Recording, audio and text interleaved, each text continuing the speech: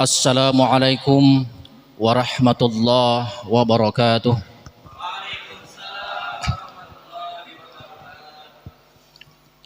Alhamdulillah alladzi ja'ala syahru Ramadan syahrul ibadah.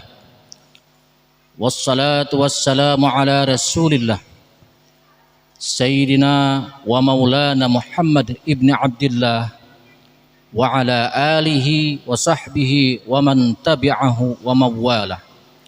Wala hawla wala quwwata illa billah, amma ba'du.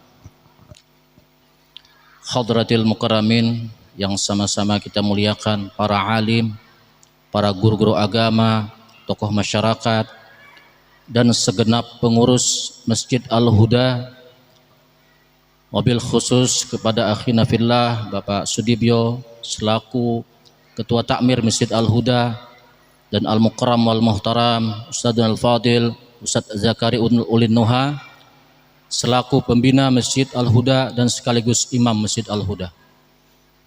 Bapak-bapak, ibu-ibu serta adik-adikku sekalian yang berbahagia, alhamdulillah pada malam hari ini kita sudah memasuki malam yang ke-15 bulan suci Ramadan. Seyogyanya marilah kita bersyukur kepada Allah Subhanahu wa taala atas segala limpahan rahmat, karunia serta hidayah sehingga kita bisa hadir di masjid kita yang tercinta ini sebagai ungkapan syukur, yaitu melaksanakan salat Isya. Insyaallah akan kita lanjutkan dengan salat sunat tarawih secara berjamaah. Salawat dan salam terlimpah ruah keharibaan junjungan kita Nabi besar Muhammad sallallahu alaihi wasallam beserta keluarga, sahabat dan pengikut yang setia ila yaumil qiyamah. Teriring doa dan harapan kita bersama, mudah-mudahan kita yang hadir semua di sini mendapatkan syafaat dari baginda Rasulullah sallallahu alaihi wasallam kelak dari kiamat nanti. Amin ya rabbal alamin. Bapak Ibu hadirin sekalian yang berbahagia, ada satu kisah menarik. Mudah-mudahan dari kisah ini ada ilmu atau i'tibar yang kita ambil dalam kehidupan kita sehari-hari. Dahulu ada seorang ulama yang sangat ternama. Di zamannya beliau dipanggil dengan Abu Ishaq, atau lebih lengkap nama beliau adalah Tuan Guru Syekh Ibrahim bin Adham. Beliau adalah seorang waliullah, seorang ulama besar, dan sangat juhud dalam keilmuan beliau. Di sela-sela beliau mengajar, ada salah satu murid beliau bertanya, "Wahai Tuan Guru, saya seorang pemuda, di mana kegemaran saya sering kali melakukan maksiat kepada Allah Subhanahu wa taala. Saya mau sholat, saya mau puasa, saya mau mengaji. Intinya saya mau beribadah kepada Allah Subhanahu wa taala. Akan tetapi di sisi lain, saya tidak bisa meninggalkan kegemaran saya bermaksiat kepada Allah dalam kehidupan sehari-hari." Pertanyaannya, Tuan Syekh, apakah ada cara atau tips atau metode saya bebas melakukan maksiat kepada Allah Subhanahu wa taala? Mendengar pertanyaan tersebut, Tuan Syekh menjawab, "Ada, wahai pemuda." Mendengar kata-kata "ada" tersenyum ini pemuda. Akan tetapi ada syaratnya, wahai pemuda. Ketika kamu bermaksiat kepada Allah, jangan sekali-kali kamu mencicipi nikmat dari Allah. Bingung ini pemuda, seraya berkata, "Mana mungkin bisa, Tuan Guru, ketika saya bermaksiat, saya tidak mencicipi nikmat dari Allah. Mata ini melihat adalah nikmat dari Allah. Telinga saya bisa mendengar adalah nikmat dari Allah. Jantung saya yang mengumpat darah saya per detik, sehingga sampai saat ini saya masih bisa menghirup udara segar. Saya masih bisa menikmati indahnya alam semesta adalah nikmat dari Allah. Semua yang ada dalam diriku adalah nikmat dari Allah. Mana mungkin bisa, Tuan Guru? Kalau kau yakin tidak bisa, kenapa kau bermaksiat kepada Allah? Apakah kamu tidak malu kepada Allah Subhanahu wa ta'ala? Bapak Ibu yang dirahmati Allah, dengan penasarannya ini pemuda masih ngotot juga bertanya kepada Tuan Guru, apakah ada cara lain Tuan Guru? Saya masih bebas melakukan maksiat kepada Allah. Ada, wahai pemuda. Saya masih mencicipi nikmat dari Allah, betul.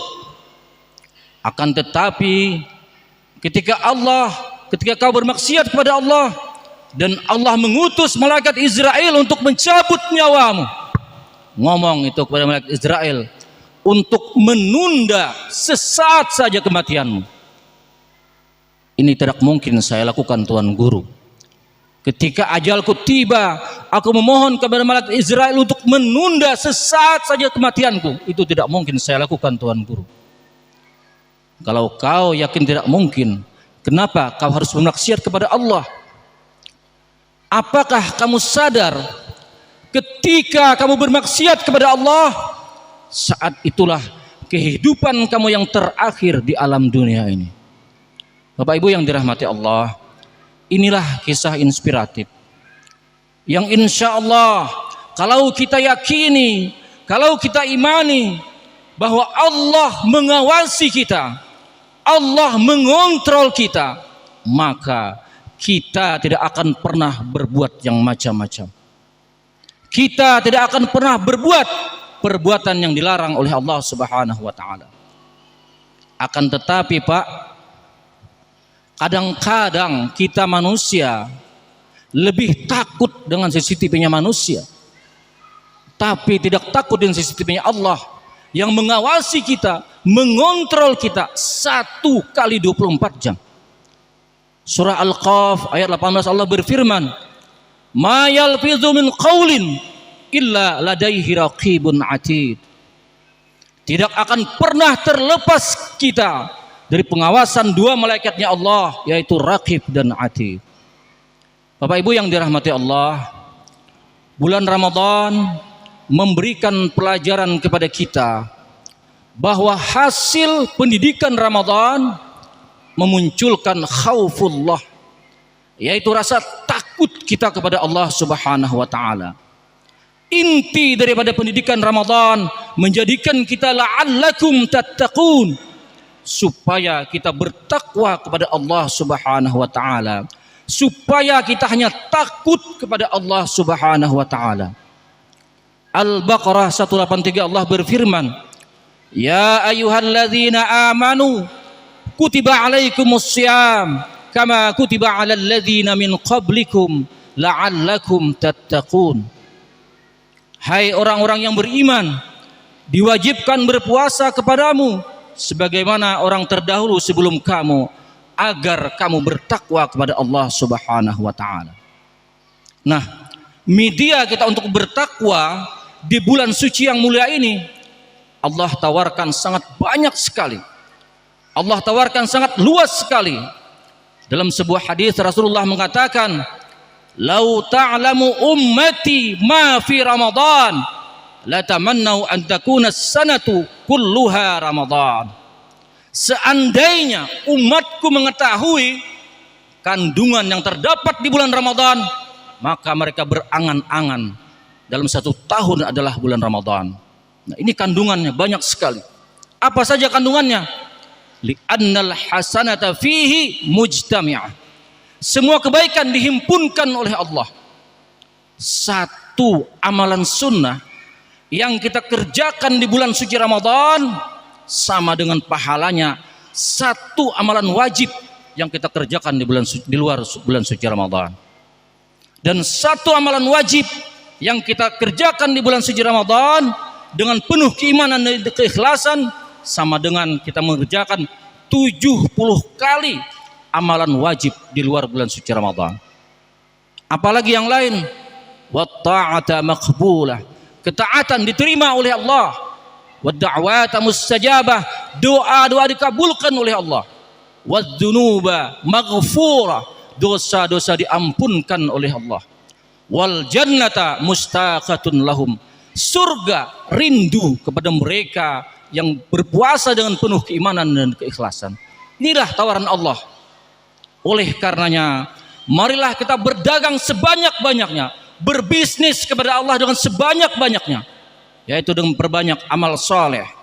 Di antaranya berzikir, bersalawat kepada Rasulullah, tadarus Al-Quran, salatul lail, berbakti kepada kedua orang tua, husnuzan kepada tetangga, dan amal-amal soleh yang lainnya. Dan ingat, di bulan suci yang mulia ini, yaitu bulan Ramadan, jangan sekali-kali kita menodai, apalagi mengotori bulan suci Ramadan. Karena apa? Rasulullah sangat keras. Rasulullah tidak bisa memberikan pertolongan ataupun syafaat kepada mereka yang dimusuhi oleh bulan suci Ramadan. Siapa itu orang yang dimusuhi bulan Ramadan? Yaitu mereka yang sengaja tidak berpuasa di bulan Ramadan dan melakukan perbuatan maksiat di bulan suci Ramadan. Habib Ubaidillah Al-Habsyi menerangkan, tatkala Rasulullah sallallahu alaihi wasallam bermunajat kepada Allah, memohon ampun kepada Allah, Rasulullah dihampiri oleh malaikat penjaga neraka seraya berkata bahwa Rasulullah tidak bisa memberikan pertolongan ataupun syafaat kepada mereka yang dimusuhi oleh bulan Ramadan. Mudah-mudahan kita bukan termasuk orang yang dimusuhi bulan Ramadan dan puasa kita diterima oleh Allah Subhanahu wa taala. Amin ya rabbal alamin. Wa hadza minni, mohon maaf atas segala kekurangan. Billahi hidayah wa taufiq. Wassalamualaikum warahmatullahi wabarakatuh.